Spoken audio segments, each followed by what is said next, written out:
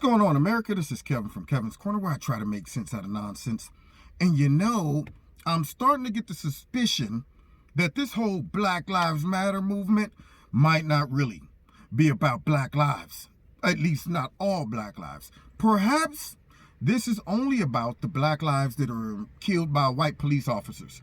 Because over the weekend, a whole heap of black people got shot and some died in Chicago. Now, I don't recall Black Lives Matter being there. I don't even recall them making a statement. We're the Democrats. Why isn't Nancy coming out in the African gear taking a knee for all the black lives in their inner city? I don't get it, but maybe I'm wrong. Maybe I'm wrong. Let's check in and see exactly what took place over the weekend and why the liberal media didn't cover this. Because remember, they covered the George Floyd shooting, just diligently, religiously. And yet, mum's the word about this. So let's check in and see. Maybe I got the story all wrong. Maybe CNN or MSNBC could spin it a little bit to help me understand. Let's listen in.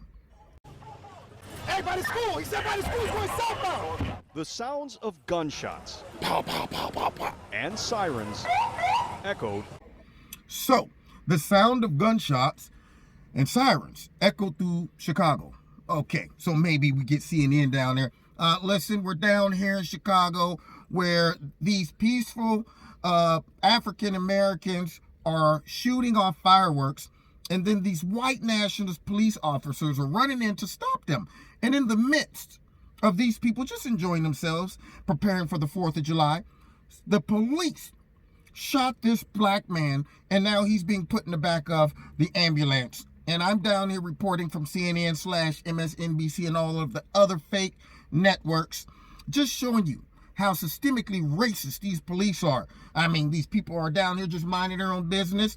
And, of course, considering this is a almost all black area, even though we've been saying that black people are more susceptible to coronavirus, it doesn't apply to all these black people running around here, okay? And so I just want to let everyone know what's taking place down here in Chicago, where all these peaceful black people were just relaxing, minding their own business, and the white nationalist cops just showed up to do harm. This is fake news reporting, signing out. Now, does that sound like that to you? I mean, because see, I'm thinking they should be down there, in full effect after all the hubbub about George Floyd. I would think that Black Lives, maybe, you know what? I know what's going on. Black Lives Matter is running behind because they're too busy on all of these other little agendas that have nothing to do with really black lives. I mean, rainbow and, shining lights up on statues and tearing down stuff, showing up at Trump's rally, things like that. Because see, my thinking is they know that all of these black lives are at risk every weekend in these cities, right?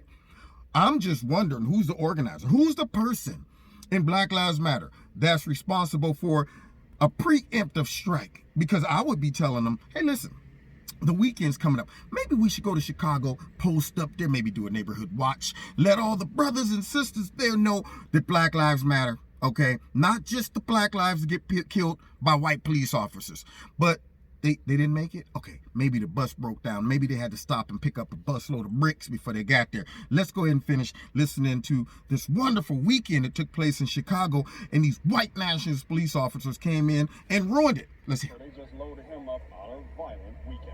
Loaded him up. Gang war, drug related, a weekend that saw at least 61 shootings and 9 homicides. Wow. 61 shootings and 9 homicides. Huh. Were those 61 shootings by systemically racist police officers? Were those 9 homicides by white nationalist police officers? Or maybe they were by Trump supporters, MAGA hat wearers? Nothing. So, okay. So how would the liberal media spin this? Because see, what I'm not getting is that they are outraged whenever a white officer kills a black person, and yet that's less amount than the black ones getting killed in the inner city by the black people, but yet they want to ban the police from being in those areas. And as I watched this video, it looked like the police were there to help. Now, maybe I'm wrong. Maybe the police were there to just throw gasoline on the fire. Maybe they would all learn if the police just said, you know what? How about we let y'all all shoot and kill each other, And when y'all get enough and become sick and tired of being sick and tired, maybe y'all might appreciate the police. I'm just thinking out loud, but it doesn't stop there. Let's finish hearing about this wonderful weekend that took place and how these black people came together to celebrate the way they stuck it to the man and vocalized their disdain for police and want them out of their neighborhoods. Let's continue. Through Chicago. So they just loaded him up On a violent weekend. and called it gang war, drug related. A weekend that saw at least 61 shootings and 9 homicides, including the killing of 3-year-old McKay James, We heard 6 shots, probably 6 to 8 shots going off.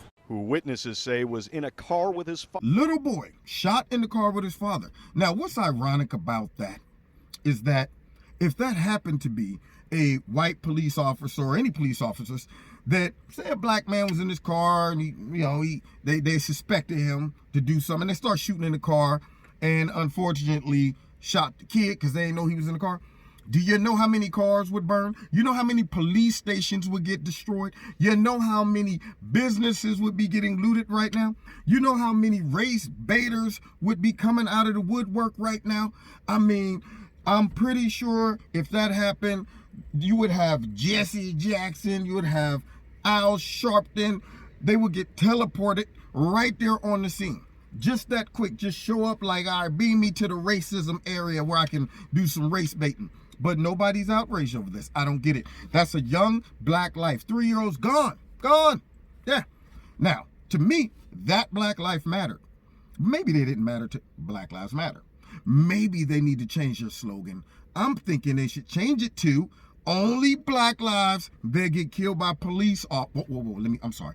Only black lives that get killed by white police officers are important and matter. Let's continue. Father in the South Austin neighborhood. The kid had got hit in the car, and they drove the kid straight to West Suburban. The child was pronounced dead. Police say the 27-year-old father was the intended target, and he is not cooperating with detectives. So there you have it. Kid gets shot. His father, I guess, they got too much pride to cooperate with detectives. Maybe he's going to take matters into his own hands, vigilante style. I don't know. I would think that if he cared about his son and he wanted to really, see justice done, he would say, you know what, I'm gonna go ahead and cooperate with the police. But my gut tells me he's gonna try to take matters into his own hands, which speaks to the mentality of many young brothers and sisters that's in the hood. Okay, so instead of working with the police, don't worry about it. I handle it, even though another black man done shot my 3-year-old. I'm still waiting for Don Lemon to cover this. I'm still waiting for Joy Reid. I'm still waiting for the Democrats to justify why they're not as outraged over these killings as they are over one killing per whatever of a black man by a white cop. See, remember the way you got to set it up when you're a race baiter. You got to check all your boxes, cover all your ends, you know what I'm saying? Cross your T's, dot your I's. There's conditions. There are conditions that must be perfect in a box for you to really pull off the race baiting that the Democratic Party has patented. So therefore, number one, must be black. Latino, that'll work too. But mostly black. Must be black. Must be killed by a white police officer. And then all of the outrage will start and they'll show up and then Black Matters will come. Okay, all right, let's see. How y'all doing? Could I leave you with a card? This morning, community activist Andrew Holmes canvassed the neighborhood seeking information on the suspect. Block by block. Get this straight. So a community activist is now going around trying to get information about the suspect, not Black Lives Matter? So you mean to tell me that all the Democrats are not holding a congressional meeting and having some of these people from the area come up to find out why there's so much violence in the black community? Nothing. They're not saying, you know what?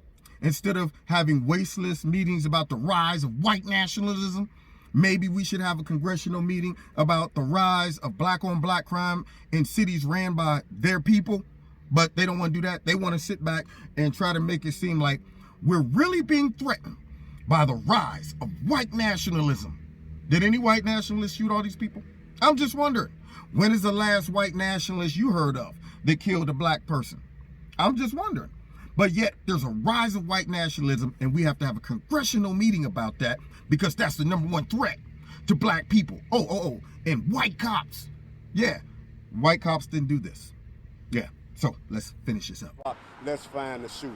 Holmes, who also lost a child to violence, was shaken by the toddler's killing. But excuse my language, it take a damn fool to discharge that weapon. Happy Father's Day to you! Now what you gonna do? The outrage over a toddler being shot and killed brought pastors and community activists out. Get them pastors out of here, okay? We don't want them coming up in here talking about what we need in the community is to bring back prayer. What we need to do is pray and ask the Lord to help these brothers and sisters and all. They don't want to talk about that stuff, okay? See, they want the angry black people to show up, but that only happens. Remember the rule. Only happens when a white cop kills a black man. Okay, so these type of protesters, they don't fit the profile. Number one, they're peaceful. They don't like that. They don't like that. Number two, they're Christians. Get that mess out of here, okay? All right, see, and so real activists do this, okay? People who are able to identify the real major problem when it comes down to the black community do this, not bootleg co-opted activists who pretend to be they pretend to be protecting black lives, and all they're doing is protecting the agenda of someone else. That's what's happening. So yeah, I don't see, let me make sure I missed. Yeah, I don't see any Black Lives Matter people in there. The block where it happened Sunday to denounce the violence. It would be an ultimate contradiction to pastor in this neighborhood and not say a word about a 3-year-old who can't defend himself and cannot speak for himself. There you go again, you Christians showing up talking about some as a pastor. You know what? Don't bring your religion up in here, okay? This has nothing to do with this. This has something to do with years and years of systemic racism and oppression. And wait, I can't bring that up because this is black on black. Okay, how can I spin that then? Well, let's see. This is a result of black people being forced to have to kill each other because of all the racism and supremacy. No, it's not making sense. Yeah, exactly. Because you can't make sense out of that nonsense, okay? So for them to get up here and try to push a narrative that Black Lives Matter and white nationalism and systemic racism is the biggest threat to black people, they're lying to y'all. Because if that was the case, they would be right there right now, marching, taking knees, praying, and all of that stuff, and holding hands. Why don't they go and lock down Chicago? I mean, I'm wondering, where are Antifa, where are all these groups that claim they're fighting for justice and reform? Go there, right there. If you guys are real tough guys, go there where the action really is. Set up a perimeter, put some borders up, and tell them we're occupying this area, and here's the new rules in Chicago. Ain't gonna be no shooting black on black people, because you know why? Black lives matter to us. But they won't do that because they really don't matter to them. Only black lives killed by white cops matter, because those are the only black lives that we can exploit and push a race narrative. So there you have it, ladies and gentlemen. I'm gonna call them out every single time, period. Now, you've been listening to Kevin and Kevin. Don't forget, hit like, share, subscribe, and the notification button. Find me every Wednesday live on Kevin and Kevin's Corner on YouTube, my radio blog talk show, and on Facebook. Don't forget to hit like, share, subscribe, but make sure you still subscribe and your notifications are set to all.